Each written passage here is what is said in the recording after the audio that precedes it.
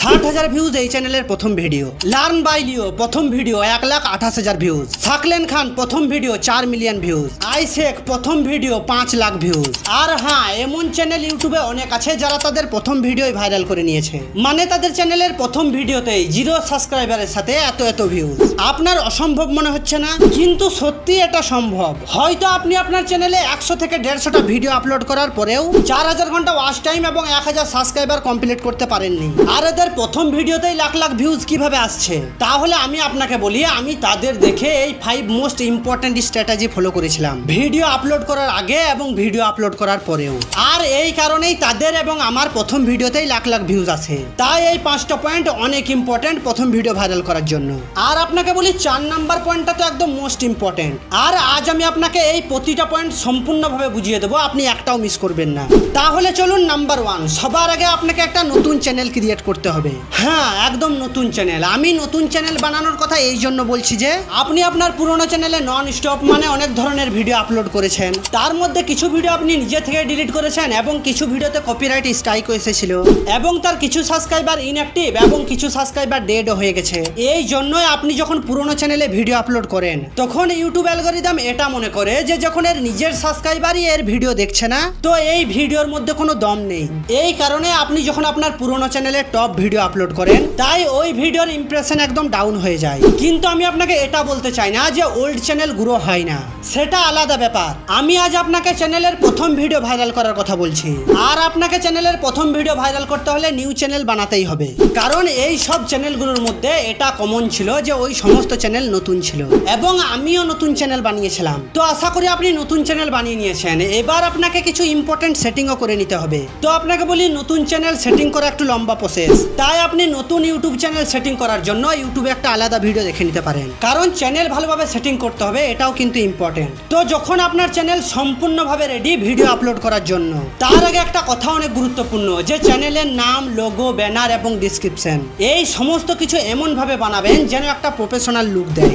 Specially নাম এবং logo final setting করে নিন, যেন বারবার চেঞ্জ করতে না হয়, কারণ যে কেউ আপনার চ্যানেল সাবস্ক্রাইব করার আগে আপনার চ্যানেলের নাম এবং আপনার চ্যানেলের লোগো খুব ভালোভাবে দেখে। এটা কিন্তু আপনি মাথায় রাখবেন। নেক্সট স্টেপ, এবার আপনাকে বলি যে কোনো চ্যানেলের প্রথম ভিডিও তখনই ভাইরাল হয় যখন সেই ভিডিওটা মিলিয়ন ভিডিওর মধ্যে আলাদা হয়। সেটা হতে পারে ফুল ট্রেন্ডিং টপিক, আবার হতে পারে ওটা এমনই টপিক যে টপিকটা নিয়ে ইউটিউবে আপনার ভিডিওটাই প্রথম। একটা কথা আপনি ভালোভাবে মাথায় ঢুকিয়ে নিন, আপনি আপনার নিচ সিলেক্ট করে ইউটিউবের সমস্ত রুলস ফলো করে যে কোনো ভিডিও আপলোড করতে পারেন। উদাহরণস্বরূপ আপনি আমার চ্যানেলের প্রথম ভিডিওটা গিয়ে দেখতে পারেন যে চুরির ফোন কিভাবে ব্যবহার করবেন। আর এটা এমন একটা টপিক যে পুরো ইউটিউবের মধ্যে একটাই ভিডিও, আর সেটাই হচ্ছে আমার।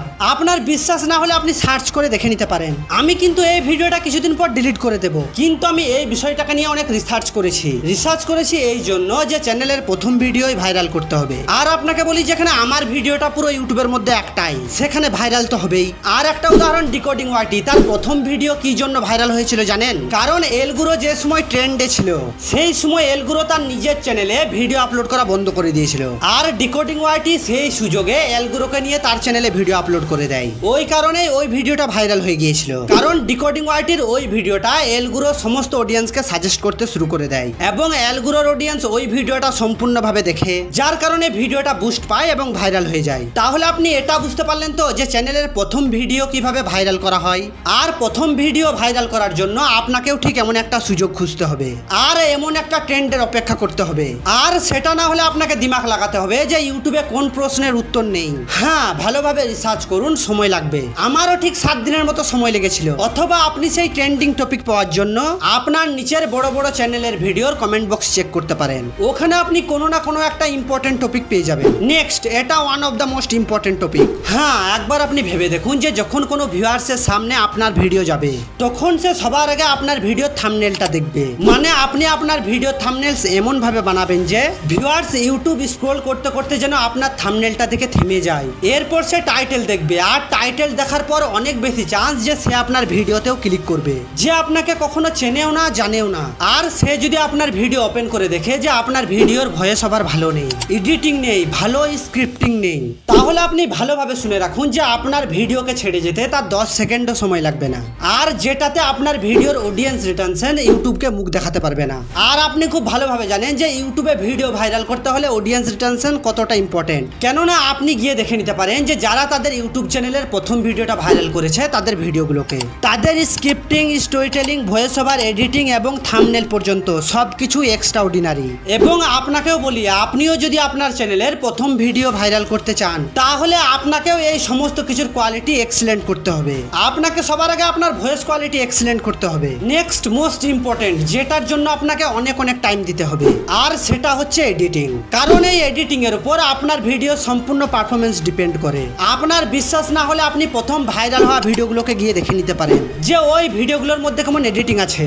আর আপনাকেও ঠিক এমন ভিডিও বানাতে হবে যে যেন কারোর মনে না হয় এটা আপনার প্রথম ভিডিও। এবার একটা কথা অনেক ইম্পর্টেন্ট, যে আপনি যতই ভালো ভিডিও বানান না কেন, যদি আপনি ইউটিউবের অ্যালগরিদমকে বোঝাতে না পারেন যে আমার ভিডিওর মধ্যে কি আছে এবং আমার ভিডিও কোন বিষয় নিয়ে বানানো হয়েছে, ততক্ষণ ইউটিউব তার টার্গেট অডিয়েন্সকে আপনার ভিডিও সাজেস্ট করবে না।